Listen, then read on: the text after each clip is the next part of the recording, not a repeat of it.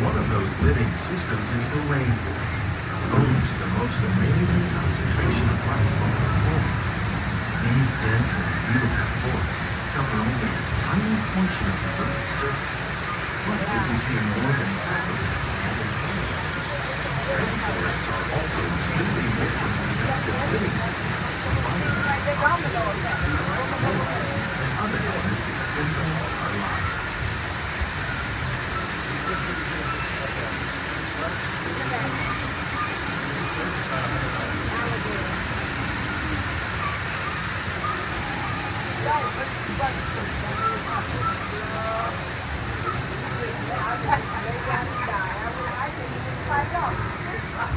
In the desert, nature has created a very different, no less beautiful living system.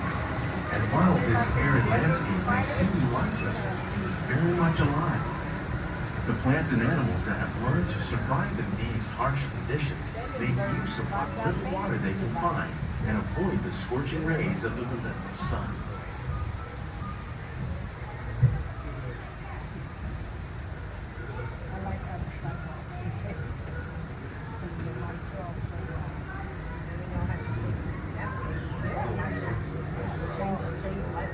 The American prairie once appeared as desolate as the desert, but over time, rainwater and nutrients gradually penetrated the hard surface of this land.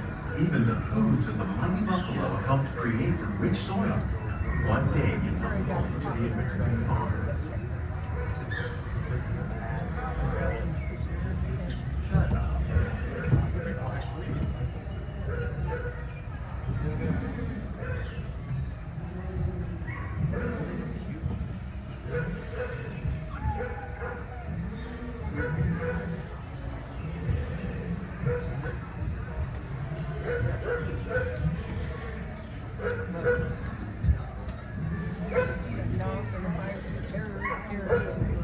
Of all the forces at work on the land, humans have had one of the most profound effects.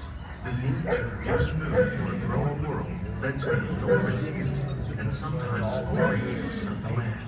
In our search for more efficient ways to grow food, we often fail to realize the impact of our methods.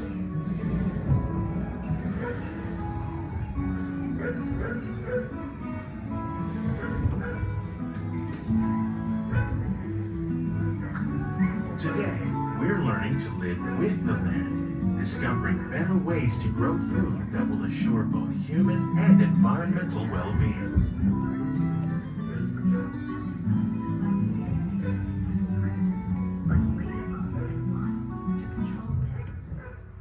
In the farmlands across America, we're learning that by plowing under vegetation containing natural fertilizers, we can enrich the soil without the use of chemicals. In arid regions, we're learning to produce food on desert seacoasts by developing and planting crops that thrive on salt water. In Japan, we're learning that by mixing leaves and other living materials into our soil, we can make farmland more fertile without the need for chemicals. Here at Epcot, we're learning to reduce the need for chemical pesticides by breeding and using natural predators, like ladybugs and wasps, to control pests. In the farmlands across America, we're learning that by plowing under vegetation containing natural fertilizers, we can enrich the soil without What will be tomorrow's growing needs, yet still respect the need of the land from the edge of things discovered just ahead. To help us maintain these carefully controlled ecosystems, and for your safety, please remain seated in your boat at all times.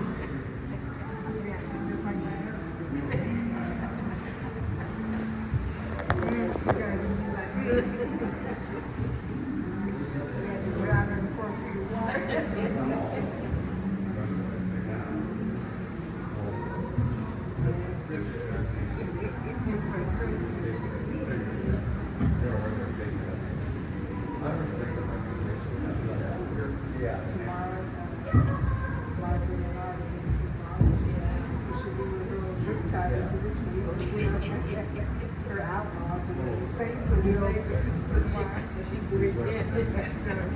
Welcome to our living laboratory, where scientists from Epcot and the U.S. Department of Agriculture are exploring innovative ways to produce bountiful harvests now and into the future.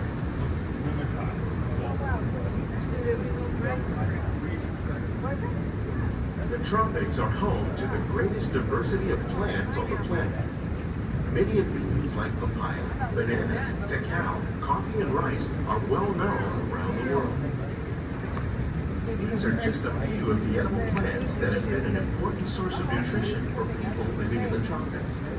Many are rich in vitamins and minerals, while others are well adapted to growing in less than ideal conditions. Some, like the water lily, thrive in wet, swampy areas and waterways. All parts of this plant, even the flower petal, are edible. The starchy root of the plant has long been used to make flour for baking.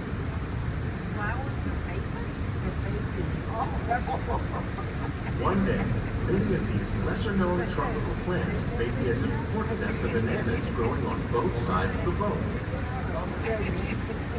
More than 28 million tons of bananas are eaten annually, making it the most popular fruit in the world. I don't even know if I can eat it now. You have to see how it is. I can eat it. Mama's plant. Mascara.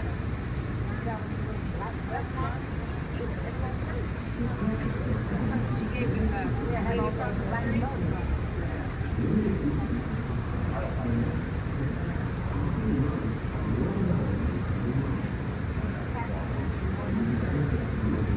Light out biscuits. That's that drink you had. Yeah. God, I'm glad I didn't drink a lot of it. Saba. You had some of that, huh? See that? I didn't have that. I didn't have none of those fry baskets. The fry baskets. I didn't know that's how bananas grew. Bananas.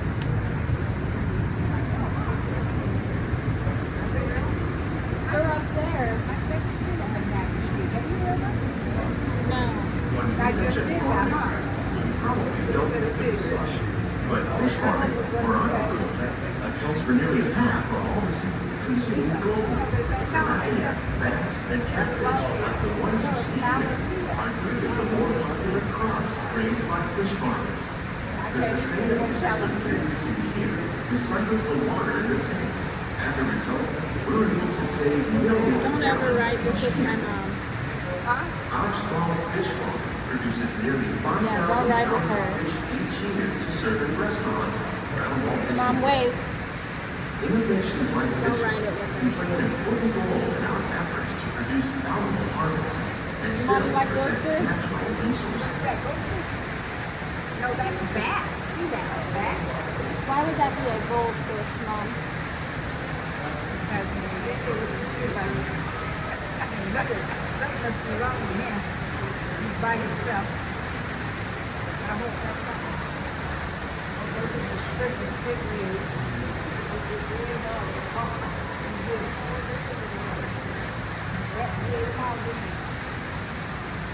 On that road. With that big bird.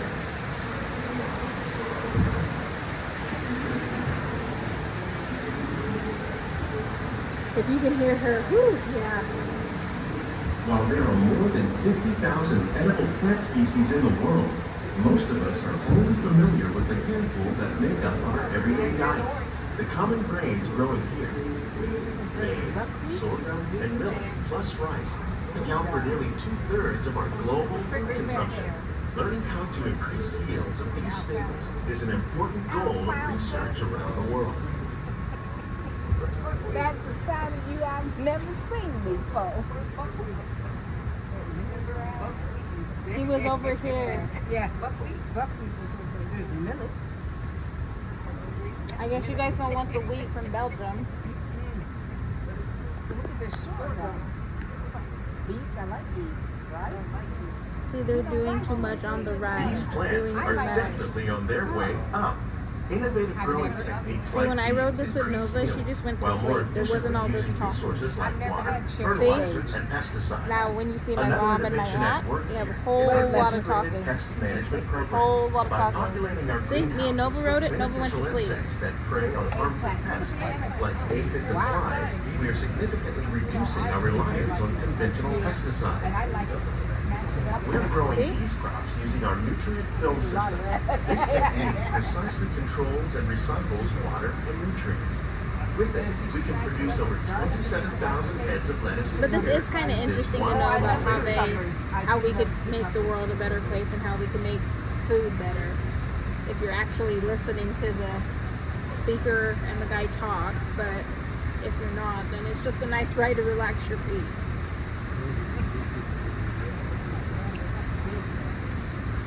National Film.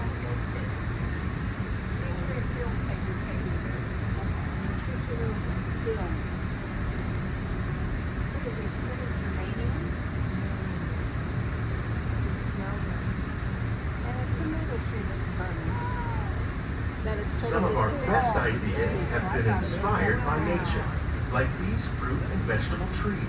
By growing these ground plants vertically, we can increase yields and better control diseases. These crops taste as good as they look. In fact, we serve more than 15 tons of produce from our greenhouses in restaurants here at the land every year. Basically feeding us the experiment. You come home with a wart on your ass. Mom.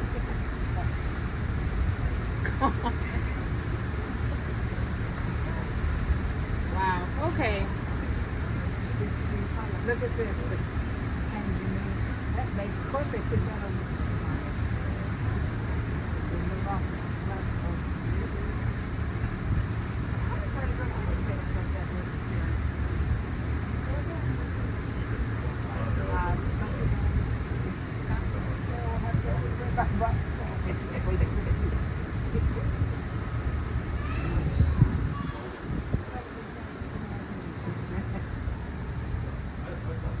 The future of agriculture kinda what may we're include looking innovative at. ideas like this vertical growing That's system. kind of cool. Plants grown in this way use a fraction of the space required by traditional growing methods. That saves water and increases production. The aquaponics system on your left combines hydroponics with aquaculture. The fish provide a natural source of fertilizer for the plants. Look at those And the fish, plants Mom. help keep the water clean for the fish. It's another great way to produce more while using less.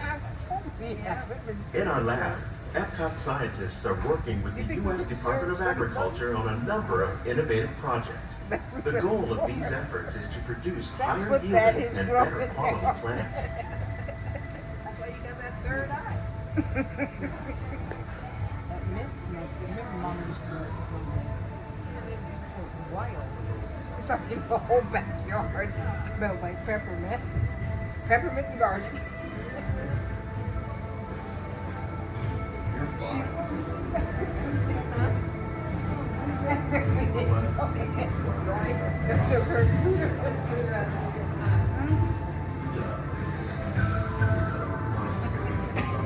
You know, you guys are weird.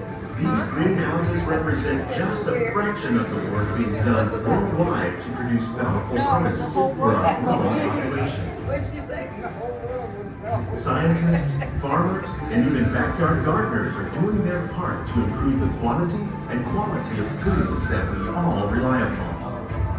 Together, we can continue to find more ways to increase food production and protect our precious natural environment. Only then will we truly be living with the land.